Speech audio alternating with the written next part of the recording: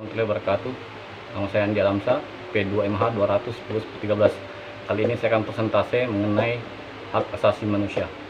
Setiap manusia tanpa terkecuali memiliki HAM atau hak asasi manusia. Sudah seharusnya HAM dijamin secara penuh oleh negara, karena HAM adalah hak dasar setiap manusia di bumi. Nah, berdasarkan Undang-Undang Nomor 39 Tahun 1999 tentang hak asasi manusia, pengertian hak asasi manusia ialah seperangkat hak yang melekat pada keberadaan manusia sebagai makhluk ciptaan Tuhan yang Maha Esa yang wajib dihormati, dijunjung tinggi, serta dilindungi oleh negara. Indonesia memiliki beberapa landasan hukum yang dijadikan dasar untuk menjamin terpenuhinya HAM setiap warga negara Indonesia. Nah, dalam landasan hukum tersebut dijelaskan mengenai hak yang didapat setiap warga negara Indonesia. Nah, ada beberapa landasan hukum HAM di Indonesia. Yang pertama, Pancasila. Nah, mengutip dari Jurnal Instrumen Hukum Penegakan Hak Asasi Manusia di Indonesia 2018 karya Sri Warijayati, Pancasila merupakan dasar negara Indonesia yang mengandung makna atau pemikiran jika setiap manusia diciptakan Tuhan Yang Maha Esa dengan aspek individual dan sosial. Nah, Pancasila menjunjung tinggi harkat dan martabat manusia sebagai makhluk ciptaan Tuhan. Maka dari itu, setiap manusia memiliki kewajiban untuk menghormati hak asasi setiap manusia tanpa terkecuali. Yang kedua, Undang-Undang Dasar 1945.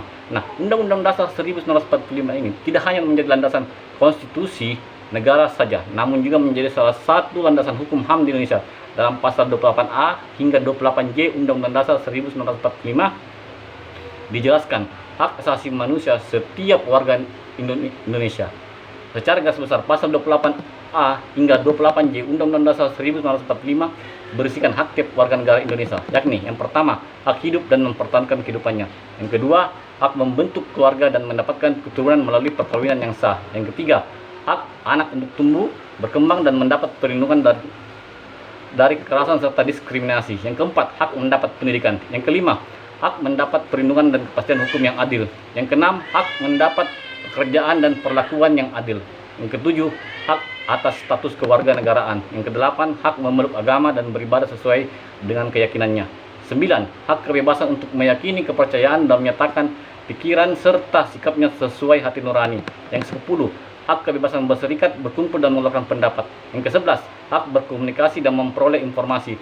Yang ke-12, hak atas perlindungan diri pribadi, keluarga, kehormatan, harta benda, dan mendapat rasa aman. Yang ke-13, hak untuk bebas dari penyiksaan atau segala bentuk tindakan merendahkan derajat manusia. Yang ke-14, hak untuk hidup sejahtera lahir dan batin. Yang ke-15, hak untuk bebas dari perilaku diskriminatif. Nah, pada pasal 28J Undang-Undang 1945 dijelaskan jika setiap warga negara juga memiliki kewajiban untuk menghormati hak asasi manusia orang lain serta menjalankan hak dan kebebasannya sesuai dengan undang-undang yang berlaku. Nah, Undang-Undang Nomor 39 Tahun 1999 tentang hak asasi manusia, nah ini juga menjadi salah satu landasan hukum HAM di Indonesia. Undang-undang ini memuat hak dasar yang menyangkut kehidupan setiap warga negara. Contohnya pasal 17 yang membahas tentang hak memperoleh keadilan dalam bidang hukum. Nah, undang-undang ini terdiri atas 106 pasal yang membahas hak asasi setiap warga negara Indonesia. Selain itu, undang-undang ini juga membahas ketentuan hukum yang berkaitan dengan adanya pelanggaran HAM, pembentukan Komisi Nasional Hak Asasi Manusia atau Komnas HAM dan lain sebagainya. Nah, berikutnya TAP MPR nomor 17/MPR tahun 1998 tentang hak asasi manusia. Nah, ketetapan MPR ini menugaskan lembaga tinggi negara serta aparatur pemerintah untuk menghormati, menegakkan serta menyebarluaskan pemahaman mengenai hak asasi manusia. Ketetapan MPR ini juga menjadi salah satu upaya pemerintah pusat untuk menghadapi masalah pelanggaran HAM di Indonesia. Sekian dari saya. Assalamualaikum warahmatullahi wabarakatuh.